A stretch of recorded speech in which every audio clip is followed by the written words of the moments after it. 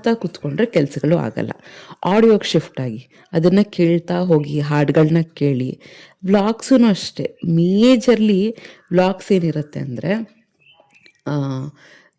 ತುಂಬ ವಿಷಯಗಳನ್ನ ಎಕ್ಸ್ಪ್ಲೇನ್ ಮಾಡಿರೋದು ತುಂಬ ವ್ಲಾಗ್ಸ್ ಇರುತ್ತೆ. ಅದನ್ನು ಕೇಳ್ತಾ ಹೋದಾಗ ಕೆಲಸನೂ ಮುಗಿಯುತ್ತೆ. ಇಯರ್ಫೋನ್ ಹಾಕ್ಕೋಬೋದು, ಅಥವಾ ಮನೇಲಿ ಯಾರೂ ಇಲ್ಲ ಅಂದರೆ ನಿಮಗೆ ಬೇರೆಯವ್ರಿಗೆ ಯಾರೂ ಡಿಸ್ಟರ್ಬ್ ಆಗಲ್ಲ ಅಂದರೆ ಜೋರಾಗಿ ಹಾಕ್ಕೋಬೋದು. ನಾನು ಯೂಶ್ವಲಿ ಜೋರಾಗಿ ಹಾಡುಗಳನ್ನ ಮತ್ತು ಭಗವದ್ಗೀತೆ ಎಲ್ಲ ಜೋರಾಗಿ ಹಾಕ್ಕೋತೀನಿ. ಎಲ್ಲರೂ ಕೇಳ್ತಿರ್ತಾರೆ ಅಡುಗೆ ಮಾಡ್ಬೇಕಾದ್ರೆ. ನನ್ನ ದಿನಕ್ಕೆ ನನ್ನ ಸ್ಕ್ರೀನ್ ಟೈಮ್ ಬಂದು 4 ಅವರ್ಸ್ ಆಗಿರುತ್ತೆ.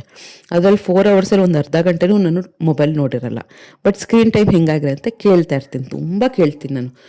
ಮೋಟಿವೇಶನ್ದು, ಲೈಫ್ ಸ್ಕಿಲ್ದು, ಮತ್ತು ಈ ಪಾಠಗಳನ್ನ ರಿವೈಸ್ ಮಾಡೋದು, ಏನಾದರೂ ಎಕ್ಸ್ಟ್ರಾ ಹೇಳಬೇಕಾ ಮಕ್ಕಳಿಗೆ, ಆಮೇಲೆ ಈ ಥರ ಟೀಚಿಂಗ್ ಸ್ಕಿಲ್ಲು ಯಾವುದೂ ನಾವು ಪರ್ಫೆಕ್ಟಾಗಿ ಕಲ್ತಿದ್ದೀವಿ ಅಂತ ಏನಿಲ್ಲ. ಇಂಪ್ರೂವ್ ಮಾಡ್ಕೋಬೇಕು ಅಂದರೆ 108 ರೀತಿ ಇರುತ್ತೆ ಇಂಪ್ರೂವ್ ಮಾಡ್ಕೋಬೋದು ನಾವು. ಸೊ ಅದನ್ನು ಕೇಳ್ತಾ ಹೋಗೋದು. ಆಮೇಲೆ ಬಸ್ಸಲ್ಲಿ ಟ್ರಾವೆಲ್ ಮಾಡಬೇಕಾದ್ರೆ ಇದನ್ನೆಲ್ಲ ಸ್ಕ್ರೀನ್ ಟೈಮೇ ಕನ್ಸಿಡರ್ ಮಾಡೋದು.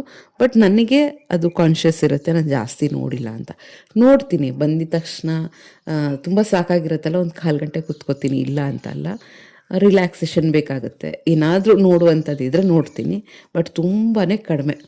ಅದೇ ಟೈಮಲ್ಲಿ ಕೇಳುವಂಥದ್ದೇ ಜಾಸ್ತಿ. ಕೇಳ್ತಾ ಕೇಳ್ತಾ ಎಷ್ಟು ಕೆಲಸಗಳಾಗೋಗುತ್ತೆ ಅಂದರೆ, ಸರಿ ನಾನು ನಿಮಗೆ ಒಂದು ಟಿಪ್ಸ್ ಕೊಡ್ತೀನಿ ಯಾವ್ಯಾವ ಕೆಲಸಗಳನ್ನ ನಾನು ಕೇಳ್ಕೊತ ಮಾಡ್ತೀನಿ ಅಂತ. ನೋಡ್ಕೊತ ಯಾವ್ದಾವ್ದು ಮಾಡ್ತೀನಿ. ನೋಡ್ಕೊಳ್ತಾ ಮಾಡುವಂಥದ್ದು ಏನು ಅಂದರೆ ಬಟ್ಟೆ ಮಡ್ಚೋದು, ಆಯಿತಾ, ಕೇಳ್ಕೊತ ಕಸ ಗುಡಿಸೋದು, ನೆಲ ಒರೆಸೋದು, ಆಮೇಲೆ ನೋಡ್ಕೊತ ಪಾತ್ರೆ ತೊಳೆಯೋದು. ನನ್ನ ಪಾತ್ರೆ ತೊಳೆಯೋ ಜಾಗದಲ್ಲಿ ಒಂದು ಕಿಟಕಿ ಇದೆ, ಅಲ್ಲಿ ಇಟ್ಕೊಂಡ್ಬಿಡ್ತೀನಿ, ಆಯಿತಾ. ಮೊಬೈಲ್ನ ಇಟ್ಕೊಂಡು ಅಲ್ಲೇನಾದ್ರು ನೋಡಬೇಕು ಅನಿಸಿದ್ರೆ ನೋಡ್ಕೊತ ಹಾಗೆ ಪಾತ್ರೆ ತೊಳಿತೀನಿ. ಇವೆಲ್ಲ ಮೊನಾಟನಸ್ ಕೆಲಸಗಳು, ಅದೇನೋ ಫುಲ್ ಕಾನ್ಸಂಟ್ರೇಟ್ ಮಾಡ್ಕೋಬೇಕು ಅಂತ ಏನಿಲ್ಲ. ಅದು ನೋಡ್ಕೊತಾನೆ ಮಾಡ್ಬೋದು. ಎಂಟರ್ಟೈನ್ಮೆಂಟು ಆಯಿತು. ಫಿಲಮ್ಸ್ ನೋಡ್ತೀನಿ ನಾನು. ಎಷ್ಟು ನೋಡ್ತೀನಿ ಗೊತ್ತಾ, ದಿನಕ್ಕೊಂದು ಅರ್ಧ ಗಂಟೆ ನೋಡ್ತೀನಿ.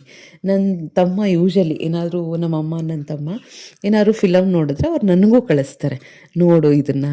ಅವ್ರಿಗೆ ಗೊತ್ತು ನೋಡೋಕ್ಕೆ ಟೈಮ್ ಇರಲ್ಲ ಅಂತ. ನಾನು ಹೆಂಗೆ ಅಂದರೆ ಆ 3 ಅವರ್ ಫಿಲಮ್ನ ಡೈಲಿ ಅರ್ಧ ಗಂಟೆ ನೋಡ್ತೀನಿ.